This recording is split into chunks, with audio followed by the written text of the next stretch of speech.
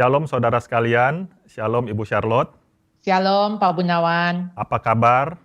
baik, terima kasih. Puji Tuhan dan welcome back untuk kita semua di Family Corner. Jika saudara baru pertama kali mengikuti acara Family Corner pada saat ini, welcome untuk kita semua. Dan tentu saja kami senang dan menyambut saudara bisa bergabung di acara Family Corner Berkat Hidup Net. Dan pada saat ini saya Guru Injil Bunawan sebagai host di acara ini dan bersama dengan saya Ibu Charlotte Priyatna. Ibu Charlotte Priyatna adalah pendiri Sekolah Atalia. Beliau adalah praktisi pendidikan dan juga seorang konselor keluarga yang sudah menjadi berkat bagi banyak keluarga di Indonesia. Saudara sekalian, pada saat ini kita akan mendiskusikan satu topik yang menarik seputar remaja. Dengan tema remaja aktif, orang tua harus responsif.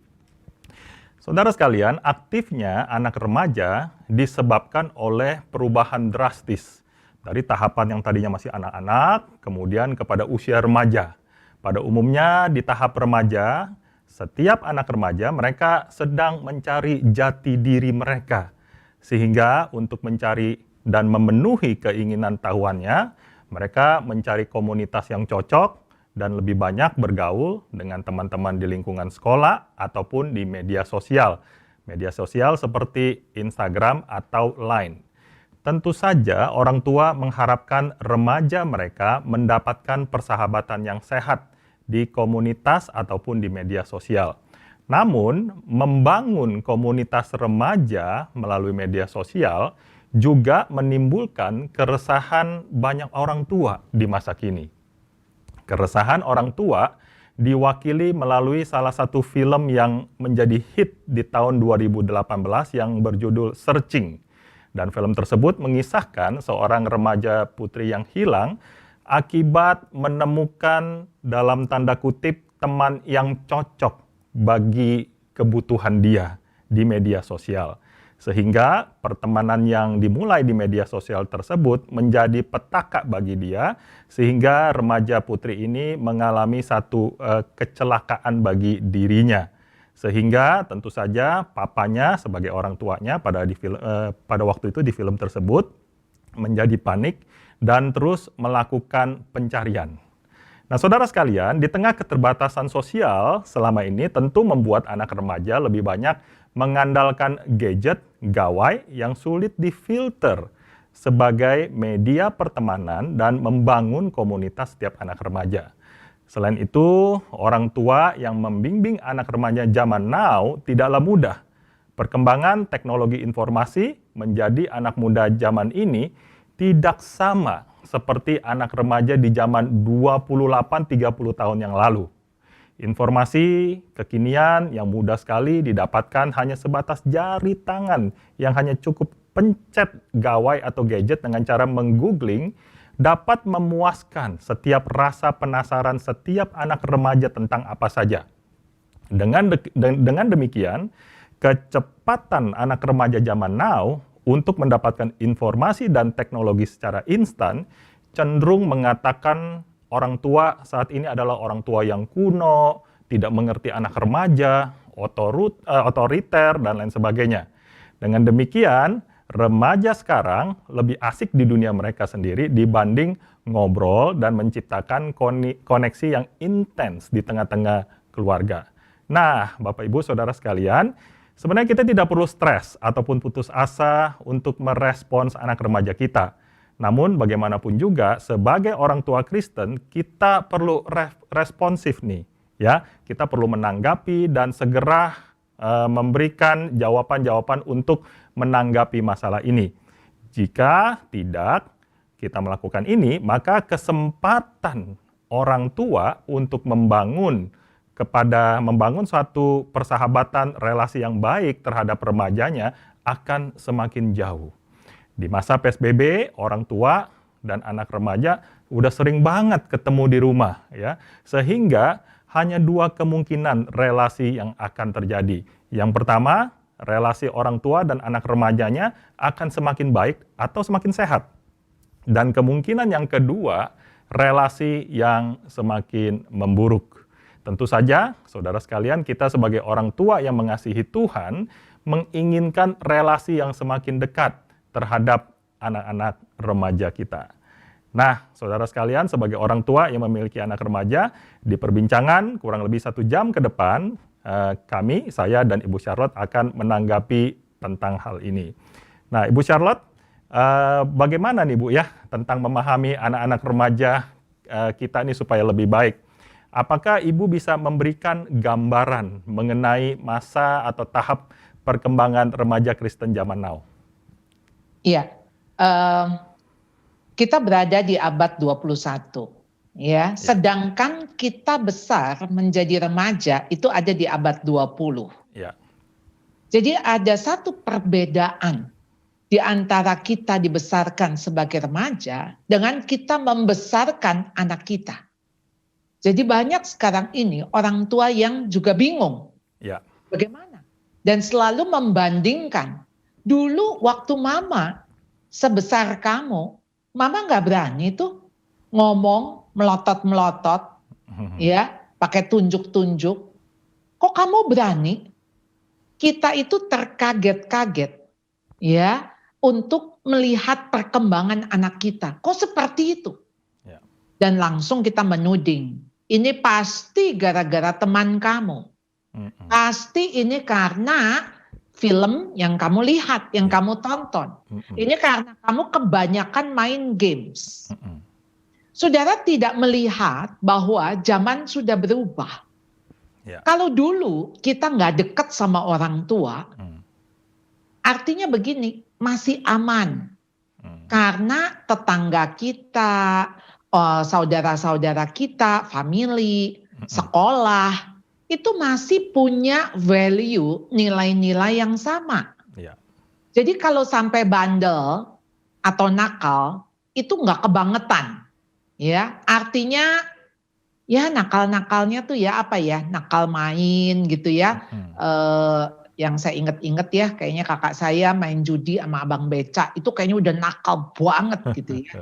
Udah gitu saya mesti cari-cari dia gitu ya. Jadi bandelnya dulu itu bandel yang perilaku yang kelihatannya kelihatan sekali gitu. Ya. Ya udahlah bandel gitu ya. Paling bandel apa? Mencuri. Habis mencuri ketangkep gitu kan. Ya. Lalu ngobat. Tetapi untuk yang sekarang sebetulnya dunia memang jauh lebih mengerikan. Ya. Ketika anak saudara diam-diam di rumah, anteng-anteng di rumah, nggak main keluar, nggak nenangga. Tapi saudara, gadget itu, medsos itu merubah anak saudara. Ya, yang tadinya perempuan bisa menjadi lesbian, yang tadinya laki-laki menjadi gay. Nggak lewat orang lain loh, ya. Saudara pikirnya kan pasti gara-gara orang lain. Kita ini harus sadar bahwa iblis itu dia seperti singa yang mengaum-ngaum. Jadi kalau melihat kita lalai, kita lengah, kita merasa, oh anak saya baik-baik kok, keluarga kita baik-baik ya. Kita tiap minggu ke gereja, saya pelayanan. Saudara, saat ini waktunya bagi kita semua hanya bisa tersungkur di hadapan Tuhan dan kita hanya mengatakan, Tuhan tolong saya. Tuhan tolong anak saya. Karena memang dunia sedang mencengkram anak kita, mau merebut anak kita. Jadi kondisinya memang seperti itu. Nah, apa yang harus kita lakukan di dalam perkembangan mereka? UNICEF mengatakan yang namanya anak 0 sampai 18 tahun. Tapi di usia 0 sampai 18 itu ada satu fase 12 sampai 18 yang cuma 6 tahun, saudara. Tapi 6 tahun itu menentukan fase ketika dia dewasa. Di atas 18 tahun, anak-anak sudah kita sebut sebagai young adult. Sudah dewasa muda. Nah, saudara, betapa penting di usia 6 tahun itu. Kalau 6 tahun itu saudara nggak bisa pegang, jangan harap saudara pegang setelah itu. istilahnya saudara hilang. Nah, jadi saudara kadang-kadang kita tuh berpikir begini, dia tuh kecilnya baik kok, kecilnya baik, dia anak manis gitu ya. Dan saudara bilang ini aja waktu remaja. Saudara, kan anak Anda tuh berubah. Jadi jangan lupa style parenting Anda mesti berubah. Ya. Kemarin saya menemukan ada orang tua di mana anaknya SMA, itu yang orang tuanya masih begitu ketat sekali. Jadi HP diperiksa, lalu nanti tiap setengah jam masuk ke kamar, lagi ngapain? Mana teman-teman kamu siapa aja? Ngomong apa? Saudara, yang seperti ini saudara tidak sedang membangun sebuah relasi. Karena sebuah relasi itu harus ada trust di dalamnya. Saudara ini sedang interogasi, saudara sedang mencurigai. Nah, kalau sudah seperti itu tidak mungkin terbangun sebuah hubungan. Ya. Nah, oleh karena itu saudara, pola relasi yang harus berubah. Waktu masih anak-anak masih kecil, saudara, 0 sampai 5, Anda itu pola relasi seperti jarum jam pukul 6. Jadi kalau jarum jam pukul 6 itu vertikal. Ya. Jadi kalau Anda otoriter dengan anak di bawah 5 tahun, memang harus. Artinya Anda menunjukkan otoritas Anda. Jadi dengan anak usia 2 tahun, Anda nggak boleh bersahabat. Kalau Anda bersahabat dengan 2-3 tahun, nggak bisa saudara. Karena memang pola relasinya, Anda yang harus bertanggung jawab terhadap anak ini, Anda yang harus membuat keputusan bagi anak ini. Iya. Jadi memang anak harus diajarkan taat. Hanya taat kepada Anda. Ya, di dalam taat pasti ada percaya, trust and obey. Nah, di atas 5 tahun, usia 6 sampai 12, itu masuk fase training. Itu ibarat jarum jam pukul 6 bergerak ke 7:05. Jadi mulai bergerak. SMP bergerak lagi saudara, SMP SMA seperti jarum jam pukul 8:10. Jadi di atas 18 tahun itu jarum jam sudah horizontal, jam 9:15. Jadi kalau sudah horizontal, pola relasinya adalah persahabatan. Iya. Saudara, kalau dengan remaja, saudara tuh ibaratnya sekarang di jam 8:10. Jam 8:10 itu sudah mendekati horizontal ketimbang vertikal. Iya. Saudara udah nggak bisa main perintah, melarang, ya pokoknya ya mandi sekarang. Saudara, mandi itu udah nggak menjadi sesuatu yang harus diributin dengan mereka. Makin saudara ribut, makin saudara suruh mandi, mereka makin sengaja nggak mandi. Yang tadinya udah mau jalan mandi, nggak jadi. Karena apa? Demi bikin saudara kesel. Nah, Anda kalau lebih kenal dengan gaya remaja seperti itu, Anda akan bisa ikut luas menanggapi, ya. Karena memang di usia remaja konflik akan meningkat antara orang tua dan anak. Masalahnya kenapa? Ya tadi orang tua lupa kalau jarum jam ini harus bergerak ke jam 9:15 dari vertikal menuju horizontal. Jadi rupanya orang tua tetap manteng aja di vertikal, ya dengan pokoknya mandi sehari 2 kali. Saudara, itu kita dulu dibesarkan dengan lagu begini, bangun tidurku terus mandi. Mereka nggak dibesarkan dengan lagu itu. Jadi kalau mereka disuruh mandi pagi, mereka bilang emang mau kemana? Saya nggak bau, nggak ngapa-ngapain. Kenapa mesti mandi? Ya nanti sore aja, sehari sekali, hemat kan? Nah buat mereka ya mandi itu harus ada gunanya dan ada tujuan. Nah jadi beda persepsi, beda interpretasi tentunya. Nah Anda di usia remaja ini, Anda mesti menangkan hatinya. Iya, iya.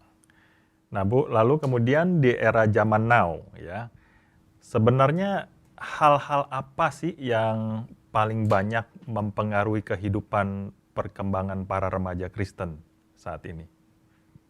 Pastinya dunia medsos. Ya, Jadi kita ini kan hidup ada di abad teknologi yang kenapa generasi demi generasi ditandai dengan perubahan teknologi. hmm, Jadi kalau saya sih generasi baby boomers.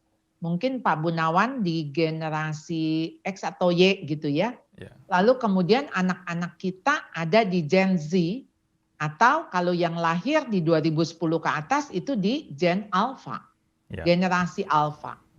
Jadi habis ini kita nggak tahu lagi ada generasi apa karena sehubungan dengan teknologi yang makin canggih. Jadi hmm, memang teknologi akan mewarnai kehidupan anak-anak kita.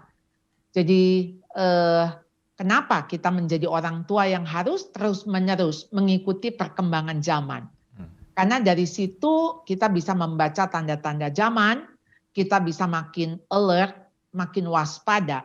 Dan orang tua harus mau belajar. Misalnya punya IG, Instagram, ikutin anaknya lewat Facebook, punya juga Line. Apa saja yang mereka ada, Anda juga bisa kok tanya sama anak. hmm, Dan ya, artinya Anda mulai berteman dengan mereka. Kalau Anda mulai berteman, maka Anda akan melihat teman-teman seperti apakah teman anak Anda. ya, Jadi mau lihat anak Anda seperti apa, lihatlah teman-temannya. Karena model teman-temannya ya adalah sama dengan model dia. hmm, ya, ya. Lalu Bu Charlotte, menurut pengalaman Ibu sebagai konselor keluarga, apa yang sebenarnya para remaja Kristen yang sedang kejar, yang mereka sedang raih di kehidupan mereka saat ini? Iya, eh, seharusnya kalau kita menamakan remaja Kristen, ya saya tentu berharap remaja yang sudah berjumpa dengan Tuhan, yang mempersembahkan hidupnya bagi Tuhan, karena biasanya para remaja itu dengan keberanian, dengan semangat, itulah kesempatan kita bagaimana mereka kita injili. Ya, Jadi hmm, memang ada masa-masa yang menurut saya kayak anggap gini ya, grace period gitu ya, hmm, periode anugerah ya, gitu ya. ya, Itu adalah di masa anak-anak kayak mulai kelas 4, kelas 5, kelas 6, kelas 7, mulai masuk ke remaja, pra remaja dan remaja untuk betul-betul saat itu kita tantang hmm, terima Tuhan. Karena di situ kan mereka banyak sekali pikiran-pikiran ya. Mereka sudah mulai bertanya ini itu ya. Jadi mereka jauh lebih kritis dari yang sebelumnya. Jadi kalau mereka bisa menemukan Tuhan di sana, ini adalah satu anugerah yang anugerah. luar biasa. Iya, Saya sendiri berjumpa dengan Tuhan waktu saya umur 12 tahun di sebuah retret ya, waktu itu GKY. Saya ikut retret pemuda. Padahal waktu itu saya baru lulus SD, tapi karena hmm, badan saya besar, saya bisa hmm, ikut. Nah, di situ saya melihat bagaimana Tuhan tangkap saya dan SMP saya berkobar-kobar ya, melayani Tuhan yang artinya saya ikut paduan suara, pembesukan, KTB, apa juga diikutin. hmm, ya, Kita mesti pakai nih momen ini nih, momen di mana anak-anak tuh ini kesempatan gitu ya, kesempatan emas. Karena kan orang tua pikirnya selalu begini, yang dikejar apa? Prestasi, harus hmm, belajar. Ini mumpung gimana masa depan kamu, ya? Kamu mesti raih yang terbaik. Kita lupa sebetulnya masa depan itu yang punya Tuhan, ya, bukan kita. Kita tahu anak kita sampai tua, belum tentu. Siapa hmm, tahu anak kita tinggal 2 tahun, tinggal 5 tahun lagi, Tuhan bilang udah selesai. Nah, kita memikirkan masa depan yang di dunia begitu heboh gitu ya. Maksudnya, wah kamu tuh kan nanti mau belajar ke luar negeri, kamu mesti siapin dong TOEFL-nya. Dari sekarang kamu mesti tahu kamu mau jadi apa. Kamu hmm, mesti ini. Nah, saudara, tekanan itu buat anak-anak besar sekali. Iya. Sampai anak-anak tuh kalau ditanya mau jadi apa, mereka tuh selalu bilang sama orang tuanya, nggak tahu. Padahal kalau kita guru-guru tanya, mereka tahu mau jadi apa, YouTuber katanya. Ya, wah itu YouTuber loh, wah segala macam ya. Sekarang ini model chef ya, wah jadi chef ya. Ya apa yang mereka tonton lah ya, apa yang mereka lihat itu yang mereka kejar. Mereka mau menjadi itu. Wah gimana supaya apa namanya follower saya bisa jutaan ya. Saya punya tayangan bisa dilihat. Wah saya bisa kaya raya tuh dengan itu aja gitu ya. Nah dunia pasti menawarkan berbagai hal, berbagai profesi. Ya, tapi kita mesti ingat masa depan anak kita itu tuh di tangan Tuhan. Tuhan itu sudah tahu anak kita bakal jadi apa, bakal menikah sama siapa, bakal ngapain, Tuhan tahu. Iya. Jadi sebetulnya kalau kita nih jadi orang tua, kita mah doa aja deh. Doa aja dan suruh anak kita yang bergumul bersama dengan Tuhan. Betul. Ya. Betul. Tapi kadang-kadang tuh kita lupa, kita push anak kita, ya. Dan waktu Anda push untuk prestasi akademik, ya, ini yang saya sering lihat karena saya di sekolah, ya. Orang tua tuh begitu sangat-sangat bangga gitu ya kalau anaknya ikut ini, ikut itu yang sifatnya saintis, yang sifatnya akademik. Sampai saya pikir gini ya, kenapa ya orang tua tuh nggak force anak untuk ikut retret misalnya, ya. Retret bilang gini, ya gimana ya Bu, anak saya soalnya lagi mau persiapan buat ujian ya. Soalnya anak saya tuh nggak bisa ditinggal. Ini ya dia ada kompetisi ini Bu, ada kompetisi tarian, ada ini. Saya pikir gini ya, kalau itu yang dianggap penting sama Anda demi masa depan, Anda nggak pikir ada satu masa depan di depannya masa depan, yaitu kekekalan. Setuju. Iya. Ya. Nah, kalau anak kita malam ini dipanggil Tuhan pulang, kita yakin dia ada di mana? Kita yakin dia ada di dalam pangkuan Allah Bapa. Jadi, ayolah kita nih yang coba sebagai orang tua, apa yang kita perbincangkan dengan anak. Karena ketika anak kejar sesuatu, menurut saya pengaruh terbesar adalah dari orang tua. Ya. Jadi ketika orang tuanya mengejar apa, ya anaknya kejar apa, begitu. Jadi ya kitalah yang coba membuat apa yang harusnya kita kejar dalam dunia ini. Karena kita di dalam dunia ini persiapan menuju kepada satu kekekalan. Ya. Kalau Alkitab mengatakan kejarlah kasih, kejarlah kekudusan. Itu yang kita kejar. Jadi bukan berapa jumlah yang harus kita kejar. Saya sering sekali ketika dikirimin teman-teman bahwa anaknya sekarang sedang ikut lomba, tolong dong di like ya, di like soalnya jumlah yang nge-like itu menentukan dia juara atau tidak. Ya kadang-kadang kalau emang nggak bagus kan kita nggak mau nge-like ya. Masa nge-like gara-gara kita sungkan gitu ya.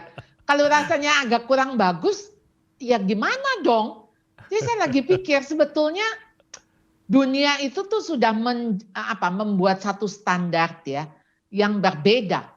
Jadi semakin disukai, semakin banyak yang diikuti, dipikir itu semakin yang benar, semakin yang bagus gitu loh. Jadi standarnya memang jadi ya beda ya. Iya. Kira-kira gitu Pak. Oke Bu, berarti Ibu tadi sudah memberikan satu batasan ya atau pemisahan. Sebenarnya anak-anak remaja kita yang mereka raih itu kadang-kadang itu di-push oleh orang tuanya untuk meraih satu prestasi akademis. Tetapi sebenarnya kita sebagai orang Kristen terkadang kita suka lupa. Sebenarnya Alkitab mengajarkan suatu ajaran yang berbeda dengan apa yang dunia mau. Kita harus mengejar kasih, yang tadi seperti Ibu katakan, mengejar kekudusan dan lain sebagainya. Nah, Sekarang ada yang menjadi satu pertanyaan saya lagi, Bu. Sebenarnya anak-anak remaja kita ini sebenarnya kan mereka kan sedang menghadapi masa depan. Nah, sebenarnya apa yang menjadi ketakutan mereka dalam mereka mengejar masa depan mereka saat ini? Iya, kalau Pak Gunawan tahu, anak-anak itu angka bunuh diri di remaja itu makin meningkat, Ya, apalagi dengan PJJ seperti ini. ya Bu. Ya. Menyedihkan memang. Mm-mm. Anak-anak itu lebih takut hidup Mm. dan lebih berani mati. Mm. Ya. Jadi kalau kita melihat apakah anak-anak ini punya masa depan, Mm. kalau Ya. mereka semangat punya masa depan, Mm-mm. ya, untuk meraih masa depan, pastilah mereka tidak akan menyakiti dirinya, Mm-mm. ya, dan membuat mereka ya udah saya lebih baik mati saja. Mm. Mm. Anak-anak ini justru tidak dibawa untuk melihat bahwa mereka punya masa depan. Mm. Ya. Mm. Kenapa anak-anak sekarang lebih mudah untuk cutting-cutting, ya?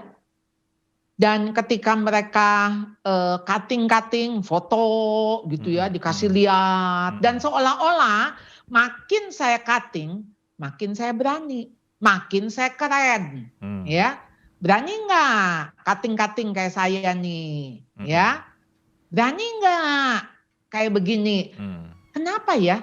Jadi artinya ketika mereka misalnya ngobat, ya, Ya. kan mereka nggak pikir 10 tahun lagi mereka ada di mana. Ya, betul. Mereka nggak pikir apakah mereka ada di rumah sakit atau ada di penjara. Mm. Karena yang mereka pikir sekarang, now. Yang penting saya bisa ilangin stresnya saya sebagai remaja. Ya. Dan memang sekarang kan tingkat perceraian juga meningkat. Ya. Dan anak-anak, jadi gini, mungkin saya waktu remaja dengan anak-anak sekarang remaja berbeda. Kalau dulu saya ngelihat papa mama saya berantem, mereka nggak bakal cerai. Ya. Jadi intinya ya berantem terus tiap hari ya ribut, tapi nggak akan cerai. Mm.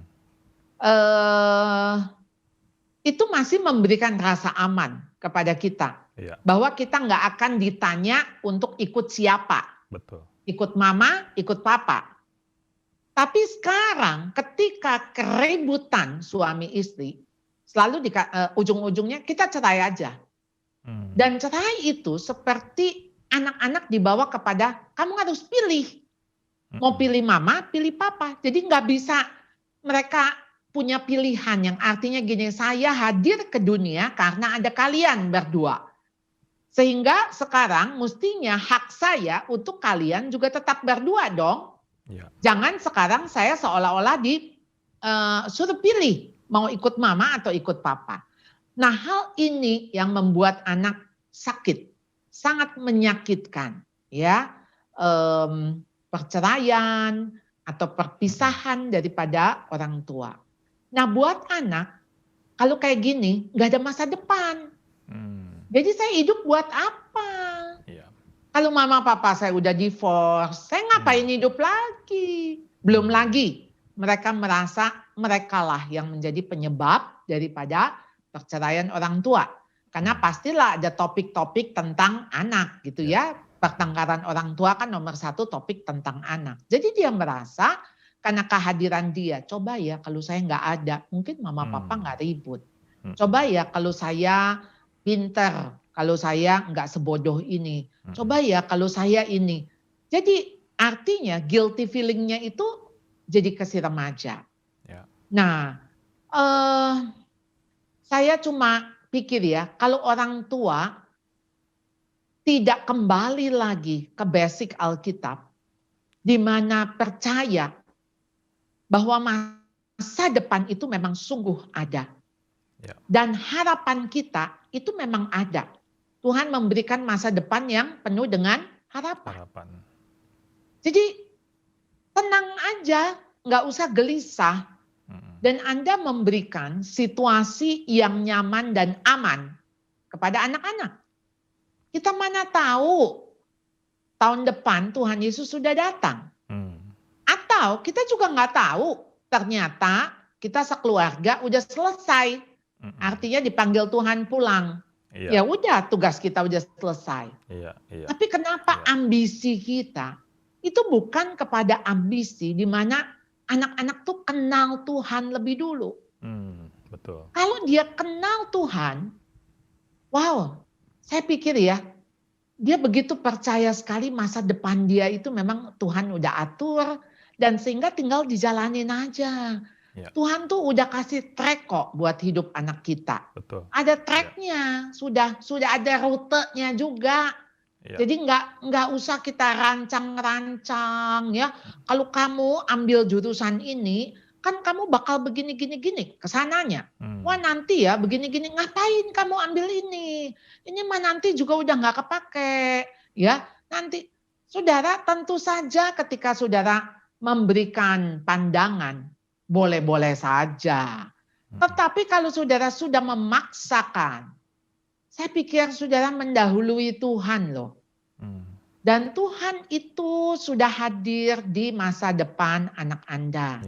Waktu Tuhan menciptakan anak-anak Anda, Tuhan tuh sudah sudah set dari awal dia lahir sampai meninggalnya. Jadi hari-harinya sudah tercatat. Jadi ya sudah, kita serahin saja sama Tuhan. Bakal jadi apa dan bagaimana. Tentu saja ketika Anda berserah, di sini Anda bukan sedang pasif ya. Anda justru sedang aktif karena Anda menyerahkan kembali kepada Tuhan untuk menjadi milik Tuhan seumur hidupnya. Jadi itu yang saya pikir harus menjadi landasan pemikiran kita tentang masa depan anak-anak kita. Kalau enggak, justru anak-anak berpikir masa depan itu justru masa depan yang buruk. Masa depan yang suram. Ya. Tantangan-tantangan yang ada di depannya itu sering membuat dia, ya udahlah, saya lebih baik mati. Anak-anak sekarang kan fragile. Ya udah, lebih baik mati. Kalau saya nggak ada kan, ya udah, saya nggak ngalamin lagi sakit ini. Jadi hanya jalan singkat saja yang dipilihnya. Padahal yang kita mau tentu setiap peristiwa, setiap pergumulan, itu Tuhan mau kita bawa ke tingkat yang berikutnya. Untuk naik kelas dan naik kelas. Ya. Ternyata pergumulan yang sudah dijelaskan oleh Ibu Charlotte sepanjang diskusi kita cukup kompleks ya Bu ya. Lalu kira-kira sebenarnya apa yang paling dibutuhkan anak remaja pada saat mereka menghadapi kegalauan mereka, saat mereka menghadapi kehidupan mereka, Bu? Sebetulnya manusia itu kan diciptakan Tuhan, social being ya, relational being. Jadi memang secara kita ini manusia yang berelasi, manusia yang sebagai makhluk sosial. Jadi membutuhkan orang lain. Siapa yang paling dibutuhkan bagi remaja kita di tengah galaunya dia, pergumulan dia? Sahabat. Betul. Di dalam buku saya Learning to Stop, kira-kira kalau itu dikompres, saya hanya mengatakan stop to be parent dan start to be friend. Tentu saja kita jadi orang tua nggak pernah stop secara status. Seumur hidup kita menjadi orang tua. Tapi secara pola relasi harusnya berubah. Tadinya orang tua yang menunjukkan otoritas, sekarang kita justru harus berubah menjadi sahabat yang menjalin sebuah hubungan. Jadi melalui hubungan itulah kita memiliki tempat di hati anak dan anak kita punya tempat di hati kita. Jadi tujuan relasi kita dengan anak, bukankah kita kepingin satu hari kita menjadi sahabat anak kita dan anak kita menjadi sahabat kita kan? Karena itu memang hubungan paling dekat. Tentu selain suami istri ya. Karena suami istri kan dua sudah menjadi satu. Tetapi di dalam kita dengan anak, siapa sih sahabat kita yang paling dekat? Ya anak lah. Tapi kalau saudara memperlakukan anak remaja saudara tetap seperti anak kecil, bukan sebagai sahabat, Anda tidak melakukan pertemanan. Saya cuma khawatir dia akan cari teman di luar. Dan teman di luar itu sebetulnya bukan teman yang konteksnya kalau semua welcome, ayolah datang kepadaku, ayo mari ya. Wah, saya cuma curiga ya, karena ya iblis mas lalu buka pintu kan, welcome kan, ya silakan datang ya. Nah setelah masuk ya tentu kita terjerat di dalamnya. Jadi saya tahu kelompok-kelompok yang memang berusaha untuk menarik anak-anak ini, anak-anak remaja di SMP, di SMA, yaitu ketika mereka bisa jadi teman, ya. Jadi mereka memberikan home tuh kepada anak-anak remaja ini. Ada home. Home itu kan bukan soal house. Betul. Tapi home itu soal kamu merasa nyaman, kamu diterima, kamu bisa berdiam di sini sepanjang yang kamu mau. Nah, suasana itu diberikan oleh orang-orang yang ingin menjerat anak-anak muda ini ya. Jadi hati-hati kalau kita nggak cepat-cepat bawa tangan anak kita ya untuk kita tarik dia masuk ke dalam pelukan tangan Tuhan, maka dunia akan mencengkram tangan anak kita masuk ke dalam jeratannya. Ya. Jadi kita punya pilihan itu. Iya, iya. Nah, Ibu Charlotte, dari tadi Ibu Charlotte menjelaskan kepada kita pada malam hari ini bahwa relasi orang tua dengan anak remajanya itu dapat menciptakan kesehatan secara emosi ataupun kesehatan secara rohani.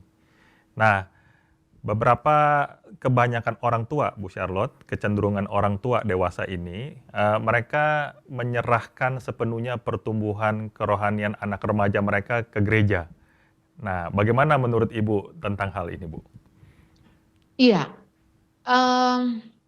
tentu saja gereja sangat-sangat diperlukan pembina rohaninya khususnya ketika ada remaja-remaja yang memang tidak memiliki orang tua Kristen. Ya. Betul. Jadi memang kehadiran Bapak rohani di gereja itu sangat dibutuhkan, pembimbing rohani. Tapi kita ini yang orang tua Kristen, kita itu punya tanggung jawab. Nanti mah kita pulang ke surga, yang ditanya tuh kita orang tuanya, bukannya lausenya, bukan guru pembimbingnya. Kita, karena apa? Karena tanggung jawab itu memang Tuhan sudah serahkan ke kita. Kalaupun ada pembina rohani, pembimbing rohani di komisi remaja atau di gereja, itu sebetulnya melengkapi. Itu sebetulnya menjadi rekan kerja kita. Tapi bukan sepenuhnya diserahkan. Sehingga itu menjadi tanggung jawab mereka. Misalnya katakan, Lause, tolong dong kasih tahu anak saya tuh, jangan main game terus tuh Lause. Ya. Lause tolong dong anak saya tuh gimana ya, kok kalau masuk kamar kunci pintu, ya saya tanya nggak mau jawab, ya. Kalau saya telepon dia cuman jawabnya sebentar-sebentar, tapi kalau temennya telepon 3 jam juga nggak apa-apa. Tolong kasih tahu ya Lause ya. Nah, yang kita bingung begini, kenapa sih orang tua udah nggak punya otoritas, nggak punya relasi, jadi hubungan dia sama anak sebagai apa? Nah itu Anda nggak pakai otoritas yang Tuhan sudah kasih. Betul. Jadi kalau Musa dikasih tongkat gembala, ya untuk memimpin bangsa Israel keluar dari tanah Mesir, Anda tuh sebetulnya dikasih tongkat sama Tuhan, ya tongkat otoritas untuk memimpin anak Anda. Ya, setuju. Nggak usah minta si pembina, pembimbing gitu loh. Ya. Yang artinya entah Anda udah kewalahan, ya Atau Anda nggak mau pusing. Atau Anda sedang menyerahkan, itu kan tanggung jawab. Kalau soal rohani ya udahlah kasih lausenya. Ya, kita orang tua tidak berorientasi kepada sesuatu yang bernilai kekal. Kalau kita berorientasi kepada sesuatu yang bernilai kekal, maka kita akan melihat kebutuhan rohani itu menjadi kebutuhan dasar manusia. Jadi untuk bagaimana anak ini berelasi dengan Tuhan. Bagaimana anak kita bisa mengasihi Tuhan. Takut kepada Tuhan. Karena kalau ini sudah beres, hubungannya sama Tuhan beres, maka hubungan dengan dirinya juga beres. Kalau hubungan dengan dirinya beres, maka hubungan dengan orang lain juga beres. Jadi kita nggak akan pusing sama anak yang kalau dia tunduk kepada Tuhan, dia menghormati Tuhan, pastilah dia hormat sama orang tua. Pasti dia mau taat lah sama orang tua. Karena kan dia mentaati firman. Kalau dia mentaati firman, apa yang firman katakan, dia taati, ya pasti dia akan taat dan hormat kepada orang tua. Jadi kita harus menyentuh yang dasar. Kalau dasar sudah disentuh, maka ke atasnya atau ke depannya itu nanti akan mengikuti. Ada efeknya gitu loh. Iya. Ya tadi memang Ibu Charlotte bilang bahwa pembina remaja ataupun lause di gereja yang membina komisi remaja, mereka tuh hanya sebagai pelengkap ya Bu ya. Tetapi memang tanggung jawab pertumbuhan rohani itu balik lagi kepada orang tua masing-masing. Nah Bu, sebenarnya seberapa penting ya dampak orang tua yang responsif ini terhadap pertumbuhan rohani dan emosi anak-anak remaja yang khususnya yang sedang aktif pada saat ini? Kalau orang tua responsif, saya melihatnya orang tua ini berarti mau bertanggung jawab. Kalau dia mau bertanggung jawab, pasti dia akan aktif, Pak. Jadi artinya ketika ketemu masalah, dia akan cari tahu, dia akan belajar, dia akan bertanya apa yang harus saya lakukan. Ya, tapi kalau orang tua yang reaktif akan begini, gimana caranya supaya anak saya bertobat? Pertanyaannya selalu begitu tuh. Gimana caranya supaya anak saya nggak pegang gadget lagi? Gimana caranya anak saya nggak kecanduan game? Gimana caranya anak saya nggak terus-menerus menatap medsos? Gimana caranya anak saya? Tapi dia nggak pernah bertanya apa yang harus saya lakukan supaya anak saya tidak demikian. Nah, kalau responsif, saya punya harapan karena dia akan bertanyanya begitu. Apa yang harus saya lakukan? Jadi kalaupun dia perlu bertobat, pasti saya yakin orang tua seperti ini dia juga akan bertobat, dia akan berubah, ya, dia akan melakukan tindakan-tindakan manuver demi menyelamatkan anaknya. Iya.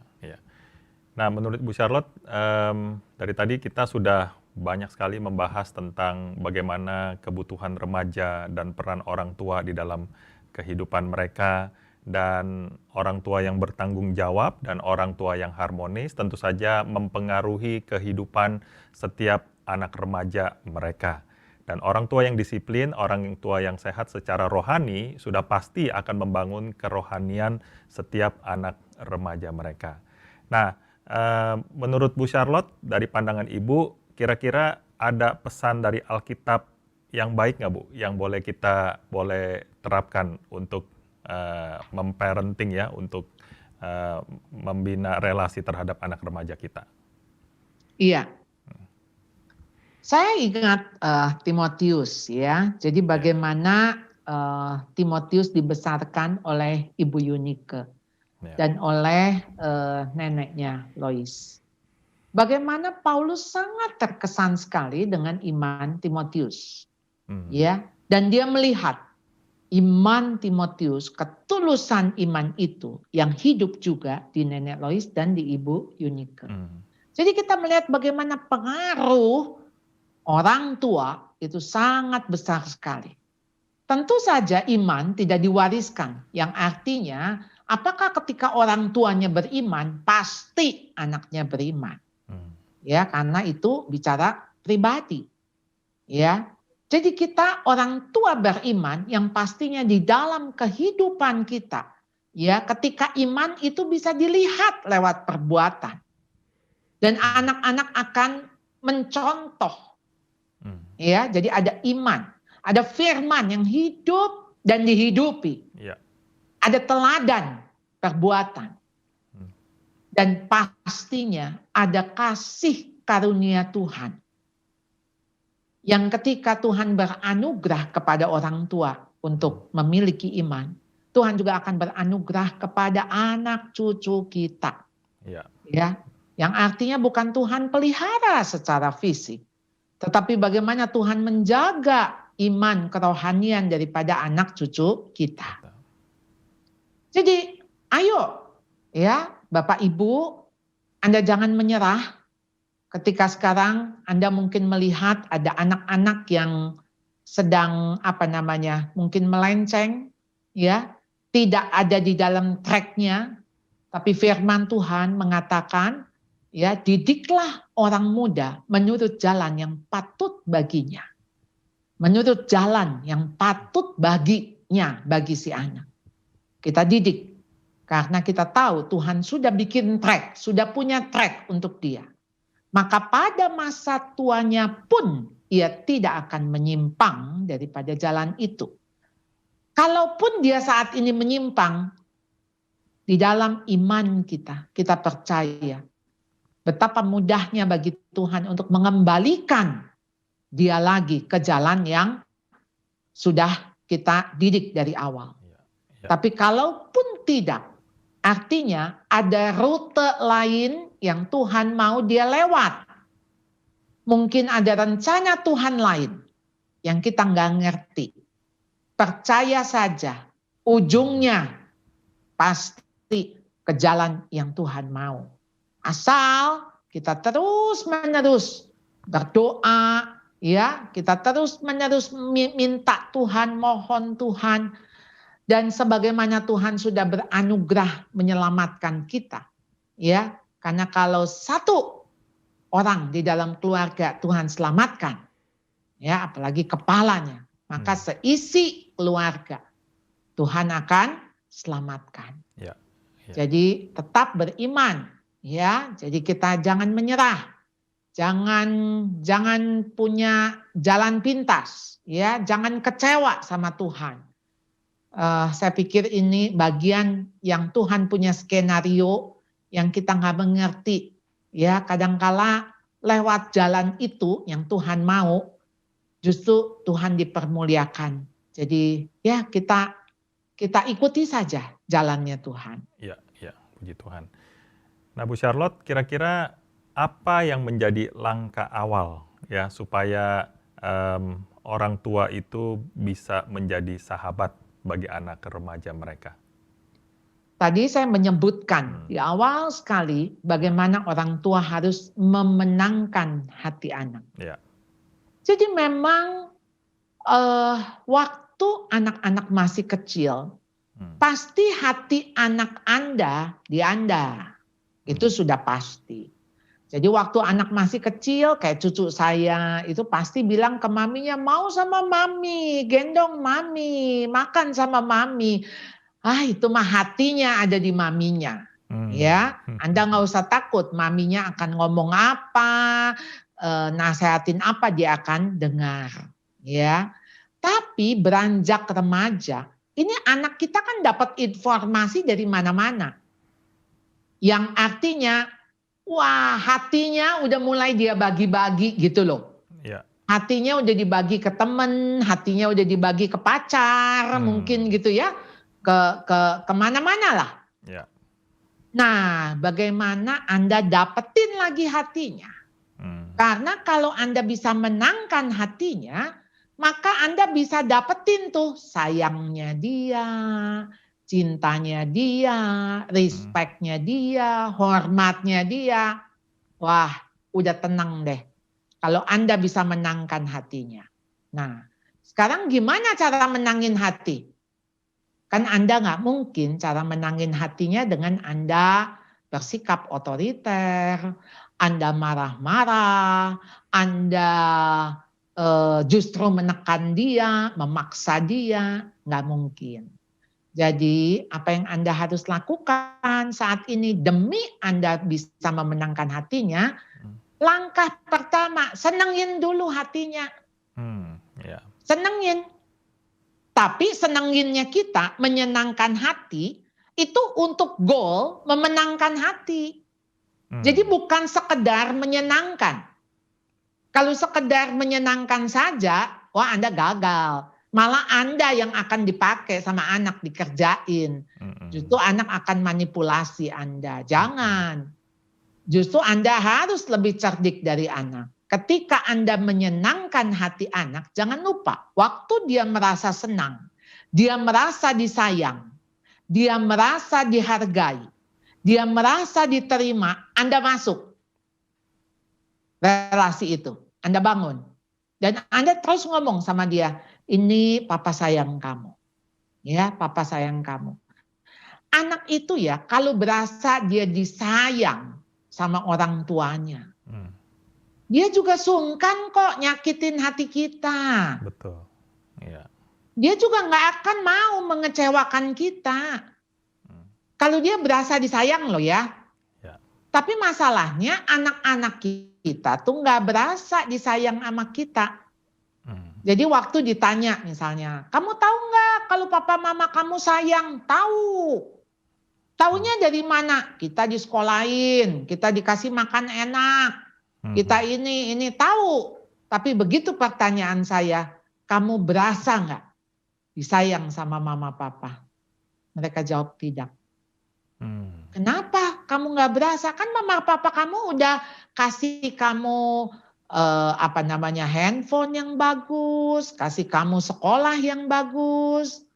Oh iya sih, dikasih sekolah yang bagus. Tujuannya ujung-ujungnya Bu, ya untuk mereka juga. Supaya nanti saya sekolah, nanti pulang dari sekolah, saya terusin perusahaannya papa. Ya untuk mereka Bu, bukan untuk saya. Ya, jadi mereka tidak merasa kalau mereka disayang. Mereka nggak merasa kalau mereka dihargai. Ya, karena mereka bilangnya itu kan maunya mama, maunya papa. Itu kan menurut mereka, Bu. Baik menurut mereka. Mereka nggak pernah tanya saya kok. Apakah saya seneng nggak? Mereka nggak tanya perasaan saya. Yang mereka pikir bikin saya seneng karena mereka seneng, Bu. Gitu. Jadi patokannya adalah di sisi orang tua. Nah, kalau Anda seperti ini, Anda sedang kehilangan anak, ya. Semakin Anda merasa mau kehilangan anak, Anda kan jadinya cengkram. Nah, semakin anak dicengkram, anak itu akan lari, akan melepaskan dari cengkraman Anda. Makanya Anda nggak boleh mencengkram, Anda harus menggenggam. Ya, ketika Anda genggam, Anda itu sedang menuntun. Kalau Anda menuntun, Anda bukan sedang menuntut. Waktu Anda menuntun, pasti Anda sedang berjalan beriringan. Anak yang dituntun akan rasa nyaman, rasa aman. Anda kan menuntun, bukan sedang menyeret. Kalau menyeret kan Anda jalan di depan, anak di belakang. Anda menuntun berarti ada kebersamaan, ada relasi. Jadi ayolah ya Anda lakukan sebagaimana seharusnya di usia-usia ini untuk melakukan pertemanan dan persahabatan supaya anak-anak juga merasa dia disayang oleh Anda. Disayang dalam konteks maksudnya betul-betul dia diterima, dia dihargai, dia dapat pengakuan dari Anda. Wah, itu bisa membuat saya yakin anak-anak yang merasa begitu itu firm. Ya, kalau dia sudah firm, Anda berhasil menangkan hatinya, wah saudara, Anda nggak perlu apa-apa lagi. Karena Anda cukup ngomong, dia pasti dengar. Ya, karena hati Anda, gini, dia sudah di hati Anda, si anak ya. Anak sudah di hati Anda, tapi masalahnya Anda ada di hati anak. Anda ada nggak tuh di hati anak? Kalau anak kan pasti ada di hati Anda dong. Kita mah orang tua mah pastilah sayang anak. Tapi masalahnya kita ada nggak di hati anak kita? Jangan-jangan di luar pintu. Nggak dikasih masuk ke dalam pintu hatinya. Kalau kita aja nggak dikasih masuk, boro-boro Tuhan Yesus dikasih masuk. Ya. Nah Bu, pertanyaan terakhir, bisa nggak Ibu berbagi pengalaman gitu Bu ya, mungkin Ibu pernah tahu atau mendengar cerita kisah-kisah konkret mengenai keberhasilan orang tua Kristen di dalam mendampingi anak remaja mereka. Iya, saya tahu beberapa keluarga yang bergumul, ya. Mungkin kalau tanpa pergumulan, kita melihatnya, wah itu mah baik amat ya, diberkati Tuhan dan sebagainya ya.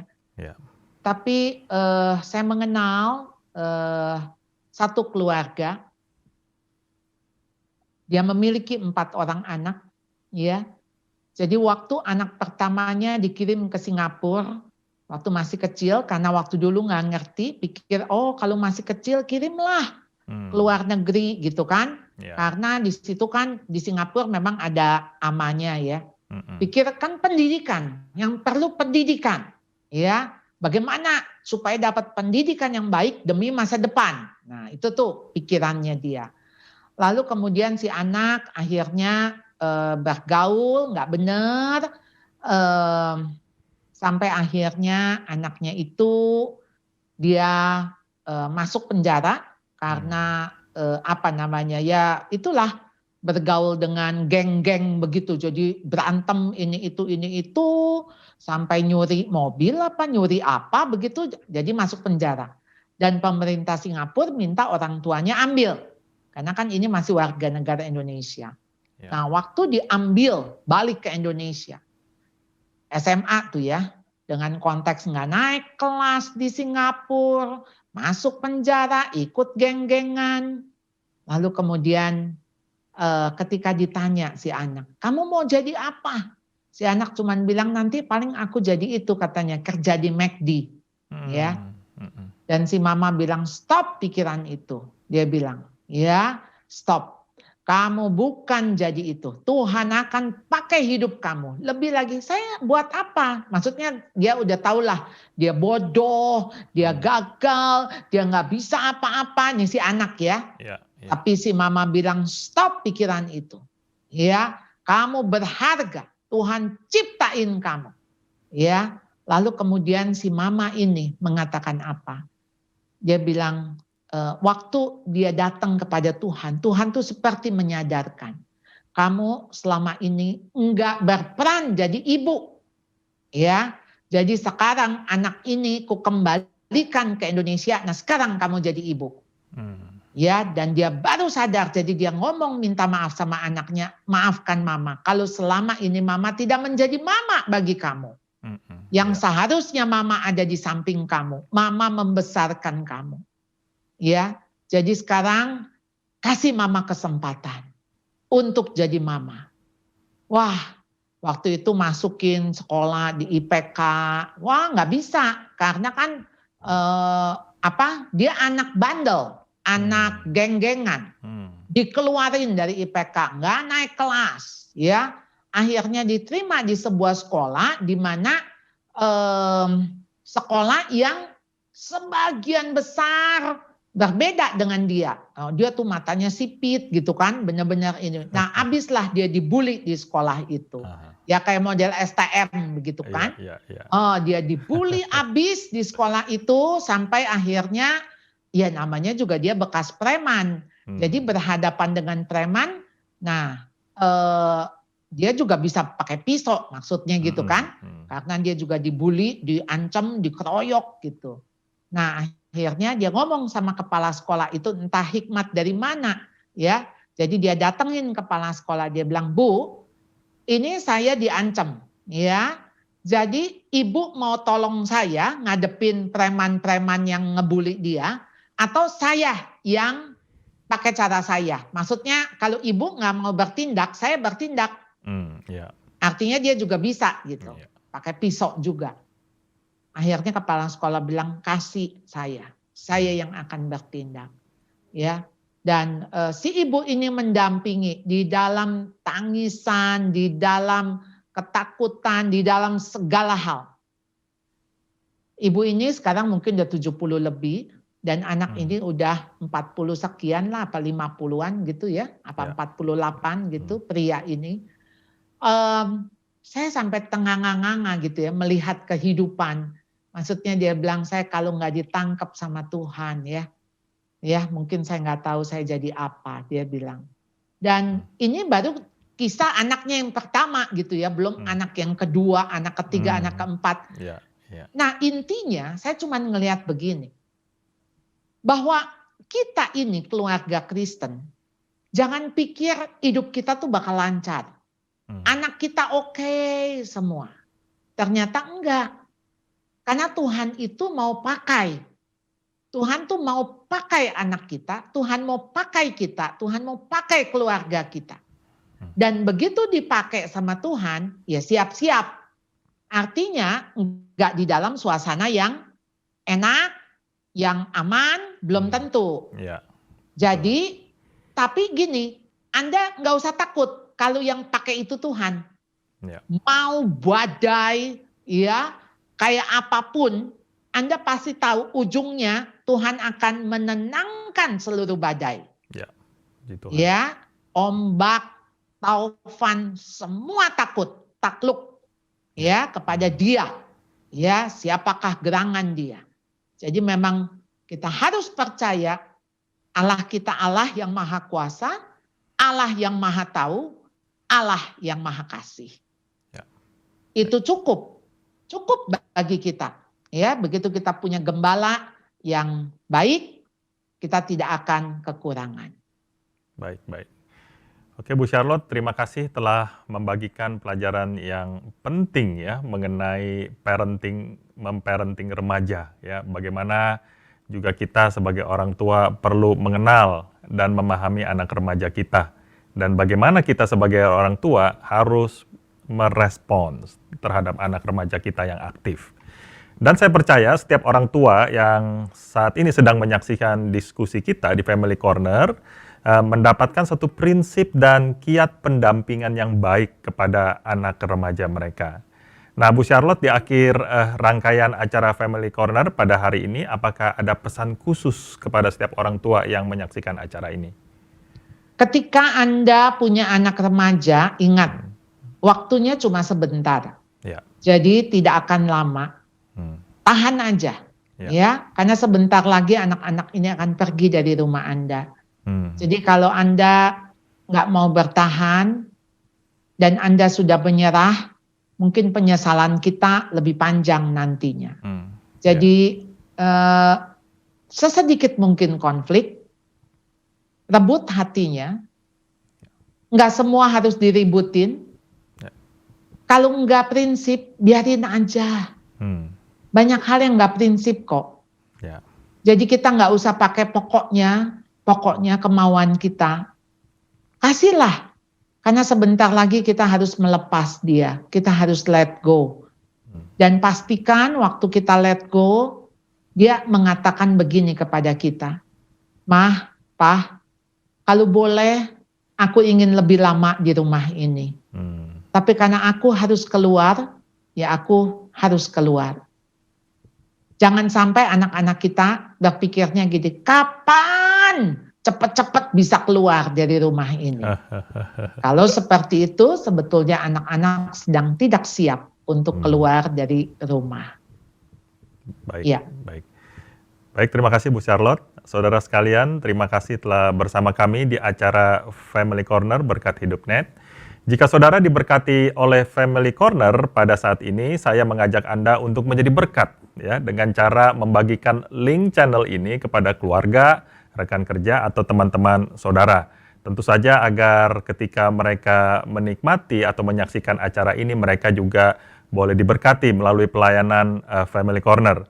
Dan Family Corner akan kembali di tayangan saudara ya di GKI Mangga Besar. Silakan saudara mengikuti dan memfollow Berkat Hidup Net. Di situ kami akan mengulas topik-topik kekinian seputar masalah keluarga dan pasangan suami istri untuk membangun cara berpikir dan membentuk karakter kita sesuai dengan firman Tuhan. Dan jika saudara ingin bergabung bersama komunitas kami di GKI Mangga Besar, maka silakan bergabung dengan kami dengan cara memfollow Instagram Young Couple Fellowship GKY Mangga Besar yang ada di dalam tayangan saudara, atau saudara bisa mengikuti website kami di Berkat Hidup Net ya untuk mendapatkan informasi-informasi mengenai program-program tayangan rohani yang membangun iman dan karakter kekristenan saudara. Dan Bu Charlotte, apakah bisa menutup acara kita pada malam hari ini di dalam doa? Ya, mari kita berdoa. Baik.